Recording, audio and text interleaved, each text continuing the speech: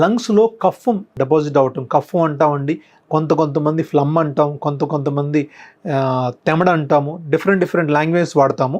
ఇది ఎందుకు డిపాజిట్ అవుతుంది అంటే, ఎప్పుడైతే మీకు ఎయిర్వేస్లో ఇరిటేషన్ వస్తుందో, అది ఇన్ఫెక్షన్ వల్ల అవ్వచ్చు, మీకు వేరే జబ్బు వల్ల అవ్వచ్చు, ఐఎల్డి వల్ల అవ్వచ్చు, లేదంటే లంగ్ క్యాన్సర్ వల్ల అయి ఉండొచ్చు. దేనివల్ల అయితే లంగ్ విండ్ పైప్లో ఇరిటేషన్ వచ్చినప్పుడు మీకు అక్కడున్న గ్లాండ్స్ ఏదైతే ఉన్నాయో సెక్రిషన్స్ ఎక్కువగా బయటికి పంపిస్తాయి.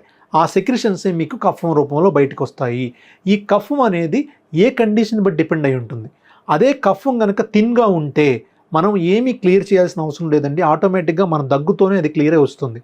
ఎప్పుడైతే కఫం థిక్గా ఉండి ఏదైనా లోబ్ కానీ ఏదైనా సెగ్మెంట్ కానీ బ్లాక్ అయిపోతే ఎక్స్రేలో కానీ సిటీ స్కాన్లో దాన్ని మనం బ్రాంకోస్కోపీ పద్ధతిలో ఒక చిన్న ట్యూబ్ మనకు నోస్లో నుంచి కానీ మౌత్లో నుంచి కానీ లంగ్స్లోకి పంపించి బ్రాంకోస్కోపిక్ పద్ధతి ద్వారా ఆ మ్యూకస్ ప్లగ్స్ ఏదైతే అబ్స్ట్రక్ట్ అయి ఉన్నాయో వాటిని మనం రిమూవ్ చేసి ల్యూమెన్ని మనం డైలేట్ చేసి ఏదైతే కొలాప్స్ అయ్యి పని చేయకుండా ఉన్న ఊపిరితిత్తులో ఒక పార్ట్ పనిచేయట్లేదో దాన్ని ఓపెన్ చేసి దాన్ని పనిచేసేటట్టు చేయొచ్చు.